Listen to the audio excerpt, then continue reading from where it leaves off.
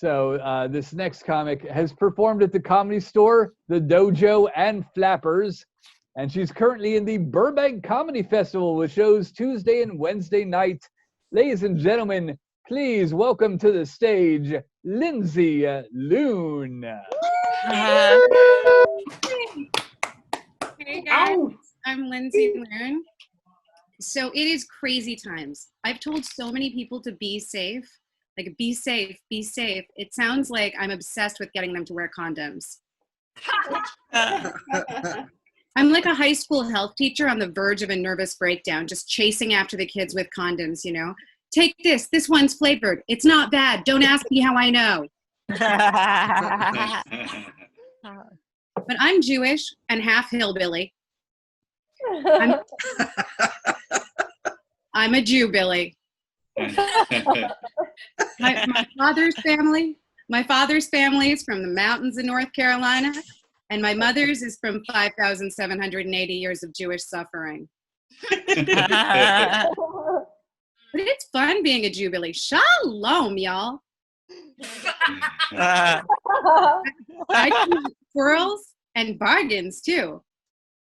I take my matzo balls, bacon wrapped. Oh my God. I'm drunk on Shabbos. I'm drunk on Shabbos and most other days, too. I've got Jewish guilt that erodes my ego and hillbilly ingenuity that erodes my credit rating. Damn infomercials. Those infomercials, it just all looks so good. I'll overwhelm you with hospitality and hypochondria. We've got Jewish doctors that cure disease and hillbillies that cure meat. We've got Jewish accountants who will do your taxes and hillbillies who will do your taxidermy. And yes, I have yelled the words, "Hey y'all, watch this." But I also have very good insurance. And I can never forgive, but I sure can forget with some moonshine or Manischewitz. But I actually think that hillbilly and Jewish culture go together better than you'd think. I feel like the souls of the cultures are expressed in the music, and it's all happy, sad music. You know, it's happy when it's sad when it's happy. You've got klezmer. Have a tequila, have 10 tequilas, have more tequila, oh my God. And that's the party song. And blues is just depression with sex appeal. I lost my job, can't pay my rent. Oy vey. It's the same soul, yeah. So my dad's an astrophysicist. Woo. Yeah, I know exactly what you're thinking. Another hillbilly astrophysicist.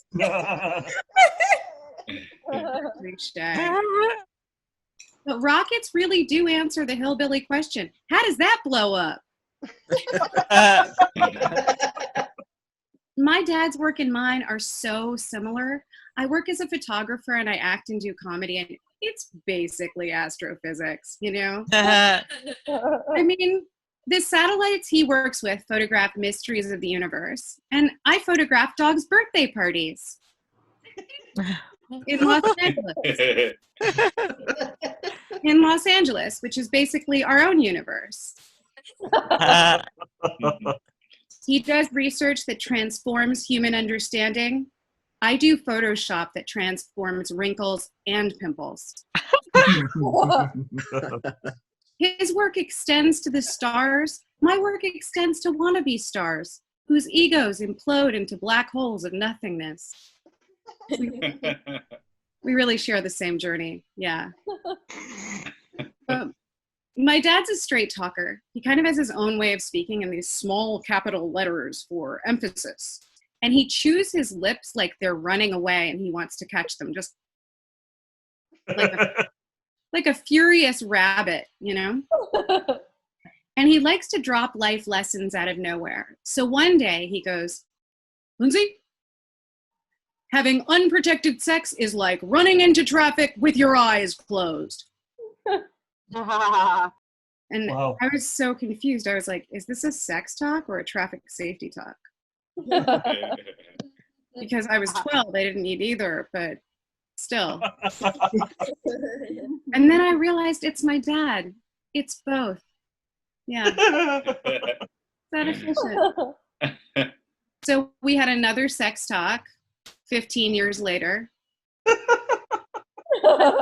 I told him I wanted to be an actor and comedian, and he said, don't get pregnant and watch your sodium intake.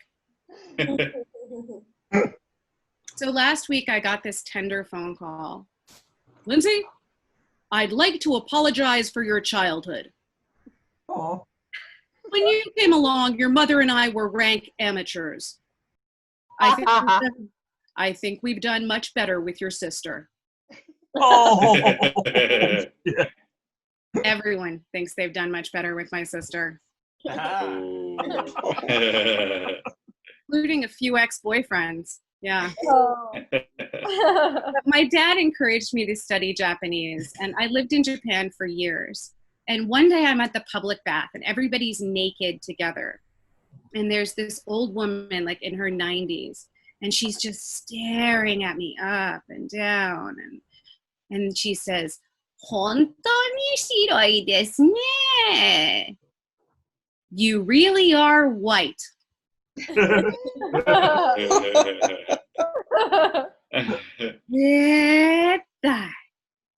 All over.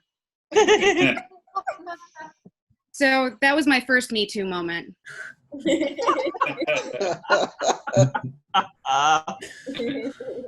And I could be an international adventurer, but a dating disaster. So let me tell you about my love life.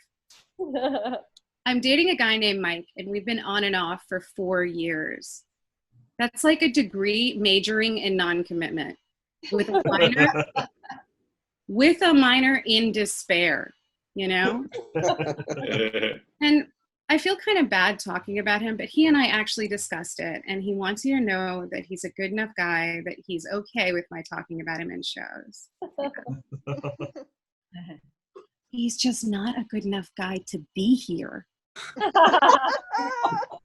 And he's right upstairs. Anyway, now we have a ceasefire. I mean, a relationship. But my mom is a big fan of Mike. You know, she doesn't even mind that he's not Jewish. You know, he's my goy boy. And she can't mind because she has her own goy boy. She married her goy boy. And Mike's more than 5 years younger than me, so technically he's my goy boy toy.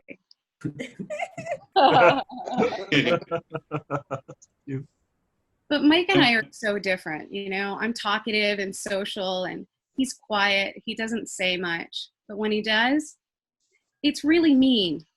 But I was so lonely before I met him. He's like my emotional non-support animal. Yeah. We're a weird match, you know. I push Mike to be outgoing, and he's not. And I need to figure out what I want because we're on, off, like a psycho flicking a light switch, just on, off. My friends say the relationship has gone from it's complicated to what the fuck, Lindsay? But I refuse to look at it like a dead-end relationship. There's a lot of love. It's comfortable. It's not a dead-end relationship. It's a cul-de-sac relationship. Is it cozy? Absolutely. Is it going nowhere? Absolutely.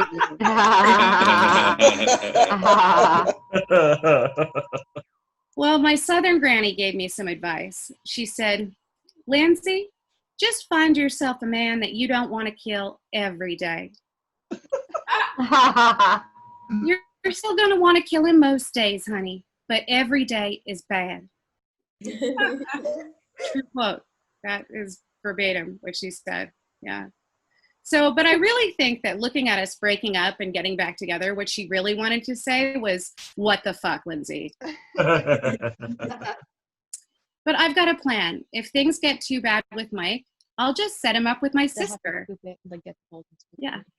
I'll set him up with my sister because we're half hillbilly. It's all in the family.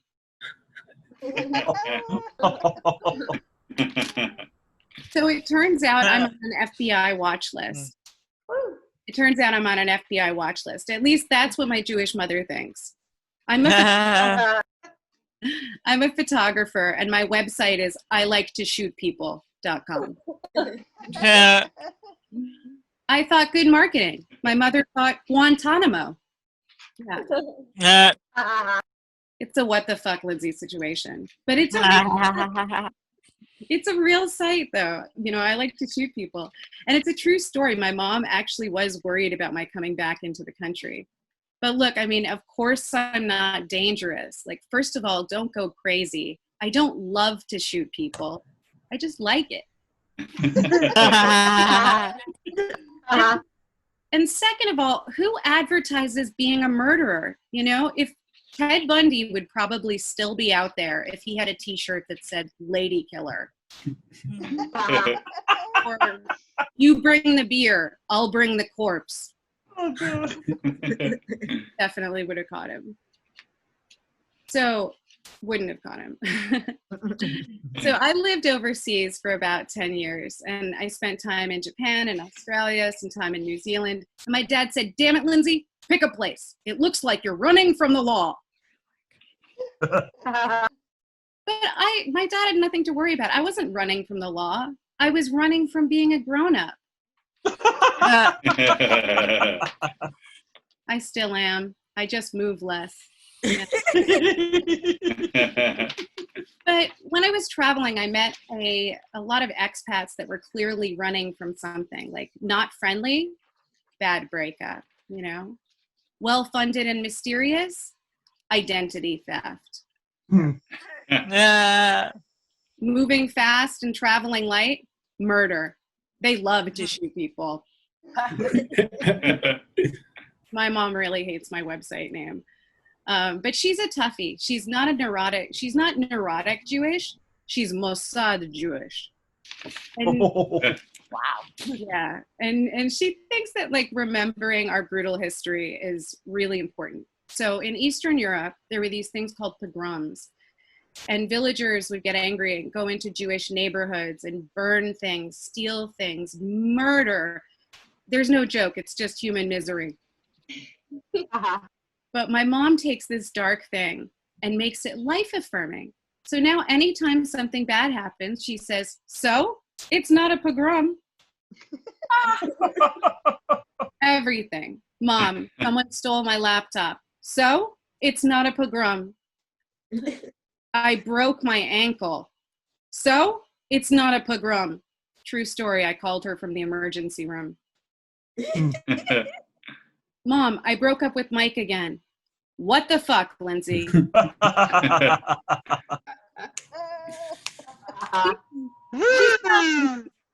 She's tough and she can be critical, but she's also a surgeon and she cuts with more than words.